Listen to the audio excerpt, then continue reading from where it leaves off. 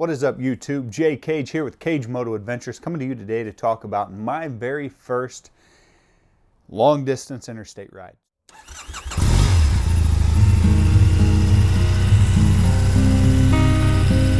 What is up, YouTube? Kage here with Kage Moto Adventures, coming to you today with the longest interstate ride I've ever taken, approximately 50 miles one way.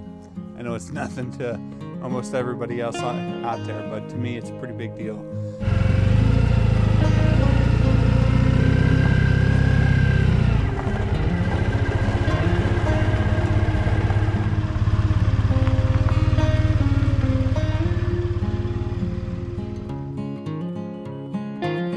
What is up, YouTube? Kage here, Kage Moto Adventures, coming here today with the longest interstate ride I've ever ridden.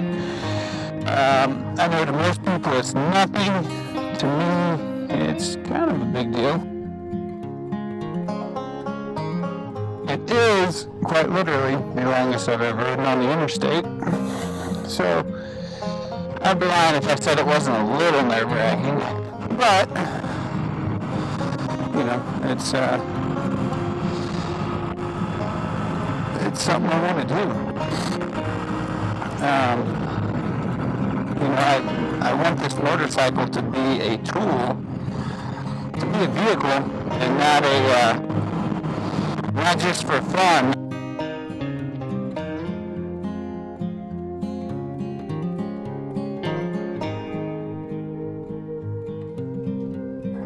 I will say I am getting a dart fly screen. I'm getting the classic first, because I will be doing a lot of interstate running. I may bump it up to the Marlin. I'm not too sure. I'm gonna see.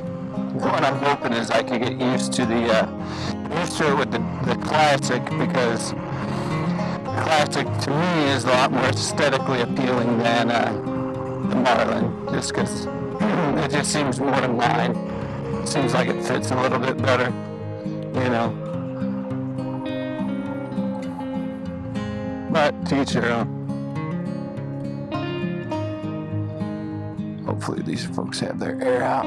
Yes, they do. Perfect.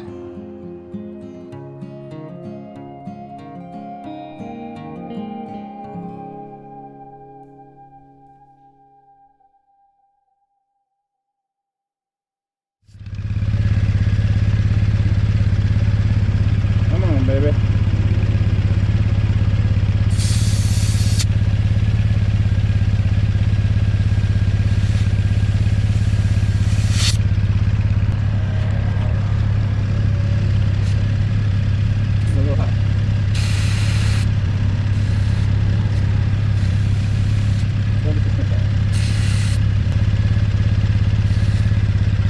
Perfect.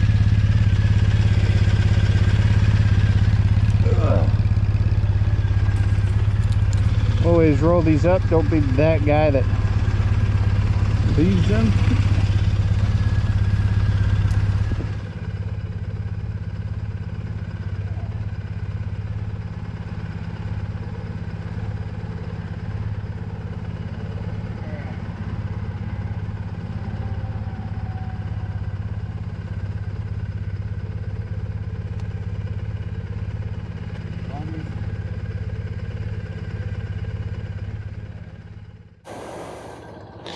Well, and I know I'm kind of nitpicking here. These gloves are definitely not going to win any awards for dexterity. But they might win awards for warmth, because holy cow. What's that? Alright, let's do this.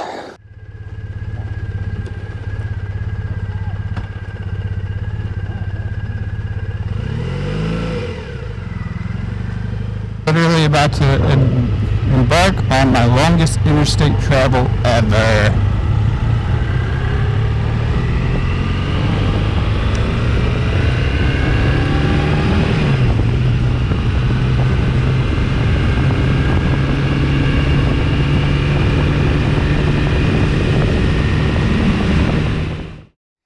Probably not long distance to most of you guys out there, if you're watching and you've ever gone or done quite a bit of riding, it's not going to be long distance. But to me, it's long distance. It was approximately 53 miles one way on my way to work, all interstate. Pretty chilly. It was about 43 degrees, but it honestly wasn't too bad. I was wearing my Merlin Yoxel 2 wax cotton jacket. It is primo. I'll be doing a full review on that before long, like I've promised. But one thing that I was wearing, and what I bought specifically for these long interstate rides in colder weather, were Klim Elite Gloves. So I got these off of Revzilla. They're on clearance, and they were $100 off. So they were $149.99. Originally $249.99. And I got these because I don't have heated grips and I don't have guards on the front of my handlebars, which I'm having trouble finding for a 2014 Triumph Bonneville T100. If you have anything, put that in the comments below, because I've looked at hippo hands, but I believe those require a brush guard, bush guard, brush guard, hand guard, wind guard. What do you call that? Anyways, if you have any suggestions on that, hit me up in the comments below. But I got these because I really didn't want heated gloves. And I mean, I'm not against heated gloves. I probably would have preferred them, because honest review of these,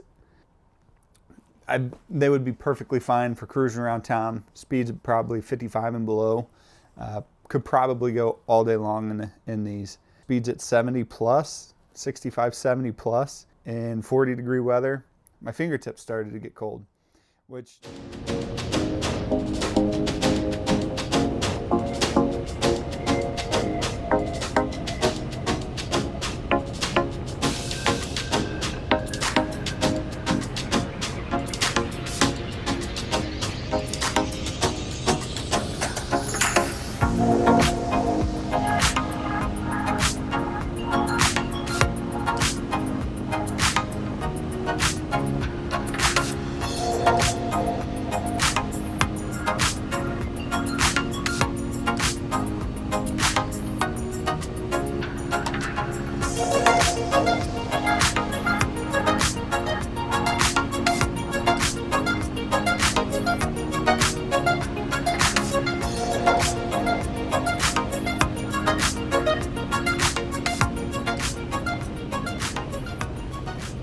This is a lot more work than I think I initially anticipated. So I'm excited to keep going with this, and as I learn, it's only going to become easier. But I will tell you that audio for me is something new, and I think that audio is imperative for a YouTube channel, because it could be the most breathtaking video, perfectly crystal clear, very cool scenery. But if the audio is garbage,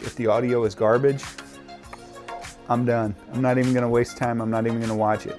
My audio on the actual interstate portion of this, garbage. Check this out. You can see it right here. You can hear it right here, rather. I don't remember the exact specifics. And that's with the lav mic inside of my helmet with a dead cat on, hooked up to my Tascam DR05X. DR05X, yes. So, if you have any links to videos that talk about that a bit, or tell me what kind of settings I need to set this Tascam to for moto vlogging, put it in the comment section down below. I know I did watch Yami Noob's video, and he talked about it a little bit, but he didn't really go into the specifics of how to set it up, or what gain function or what have you. I don't know. Mine just sounds horrible. So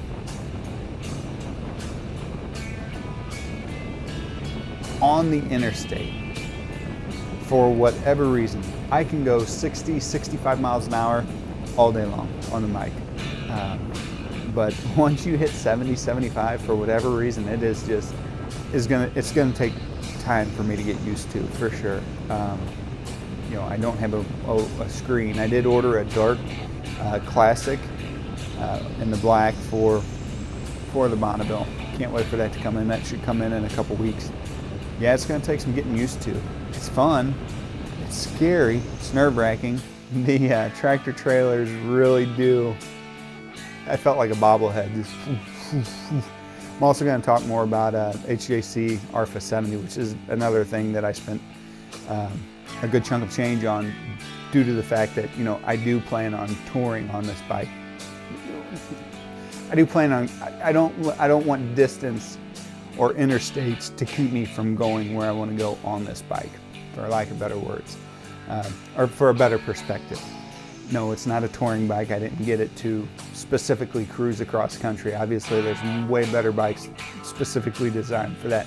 But I also didn't want to be like, oh no, that's too far. I don't want to ride the bike. Does that make sense?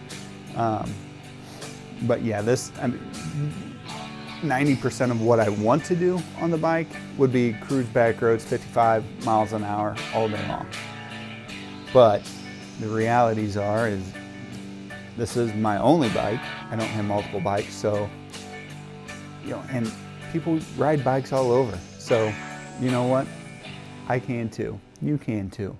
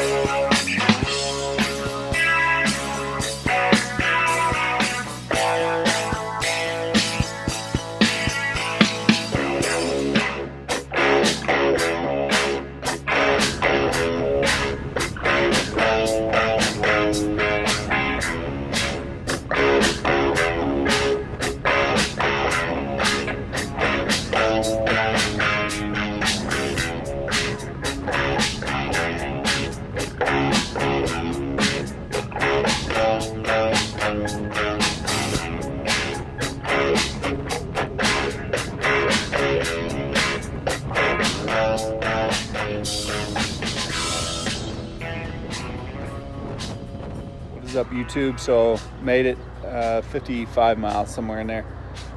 Again, not a huge deal, I get it, but for me it was the longest interstate ride I've ever taken.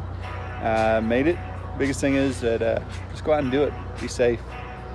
Both GoPros died before I was able to finish, but that's all right. You'll get to see a little bit. All right, so as you guys could see, the GoPros did not quite make it all the way to work. It's about 55-minute ride-ish, somewhere in there.